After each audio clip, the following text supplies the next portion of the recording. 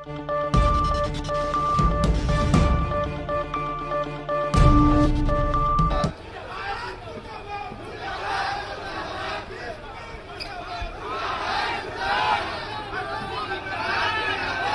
के लिए मुर्दाबाद कह रहे हो? तो जिसका जिंदाबाद कह रहे हो उसका सुनने जाओ। अरे जिसका जिंदाबाद कर रहे हो उसको सुनने के लिए जाओ। यहां हमको मालूम है कुछ लोगों को न कोई ज्ञान है न कोई अनुभव है। हम समाज को एक करने में लगे, अब वो लोग लगे हुए हैं समाज को फिर बांट दो, फिर झगड़ा का माहौल पैदा करो। आप लोग देख रहे हो, आप लोगों को कोई यहां कुछ नहीं करेगा। हो तुम 8-10 आदमी और यहां हजारों लोग हैं, कोई तुमको कुछ नहीं करेंगे कि अगर कुछ तो आप भी करेंगे तो तुमको लाभ मिलेगा। तो ये जान लो यहां पर। और जो भी सबक सिखाता है, कम उम्र के बच्चे हो, क्या हाल था अपने माता पिता से जाकर के पूछ लो कि शाम होने के बाद घर से बाहर निकल पाते थे? अपने माता पिता से जाकर के पूछो कि स्कूल में कोई पढ़ाई होती थी? अपने माता पिता से जाकर के पूछो कि कोई इलाज होता था? जानते हो पूरे बिहार में ये जो प्राथमिक स्वास्थ्य केंद्र है उसमें एक महीना में 39 मरीज आता था, एक दिन में एक। आप जरा सोच लो। और हम लोगों ने जो अस्पताल की स्थिति बढ़ाई, अब एक महीने में एक प्राथमिक स्वास्थ्य केंद्र में 10,000 लोग इलाज के लिए जाते हैं।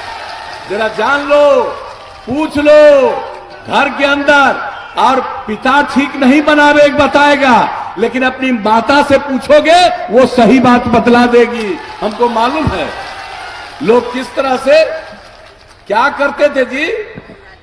पति अंदर गए तो पत्नी को गद्दी पर बैठा दिया, लेकिन महिलाओं के उत्थान के लिए कोई काम हुआ? और जब हम लोगों को काम करने का मौका मिला तो हमने पंचायती राज संस्थाओं में और नगर निकायों में 50% का आरक्षण दिया। और जरा देख लीजिए कितनी बड़ी संख्या में महिलाएं जनप्रतिनिधि हुई हैं, कितना वो समाज की सेवा कर रही हैं। लड़कियां नहीं पढ़ पाती थी, और लड़कियां कितना ज्यादा अब स्कूल में पोशाक योजना, साइकिल योजना, अब लड़का लड़की सब बराबर। गरीब तबके के लोग, खास करके महादलित समुदाय के और अल्पसंख्यक समुदाय के बच्चे बच्चियां प्राथमिक विद्यालय में भी नहीं जा पाते थे। 12.5% बाहर।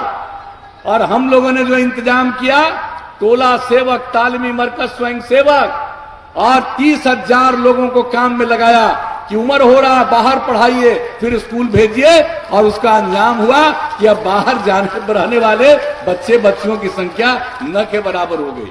तो ये सब काम हम लोग करते रहे। एक एक आदमी को मालूम है घर से तो निकल ही नहीं पाते थे, और जाने आने का कितना समय लगता था।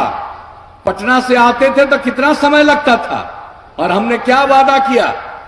हमने कहा कि राजधानी पटना से जो सबसे दूर का इलाका है, खास करके किशनगंज, वहां से भी चल करके 6 घंटा से ज्यादा समय नहीं लगना चाहिए। वो भी कर दिया। अब तो हमारा लक्ष्य है 5 घंटे का। उसके लिए और सड़क का निर्माण, सड़कों का चौड़ीकरण, पुलों का निर्माण, ये सारा काम कर रहे हैं। और जो अपराध पर नियंत्रण किया, केंद्र सरकार के द्वारा हर साल प्रकाशित होता है, जो सबसे हाल का आंकड़ा प्रकाशित हुआ। अब जान लीजिए बिहार की इतनी आबादी, इतनी बड़ी जनसंख्या, कुछ तो गड़बड़ करने वाला रहेगा ही। लेकिन अब अपराध के मामलों में बिहार देश में 23वें नंबर पर चला गया। इतनी बड़ी आबादी का राज्य, जान लीजिए।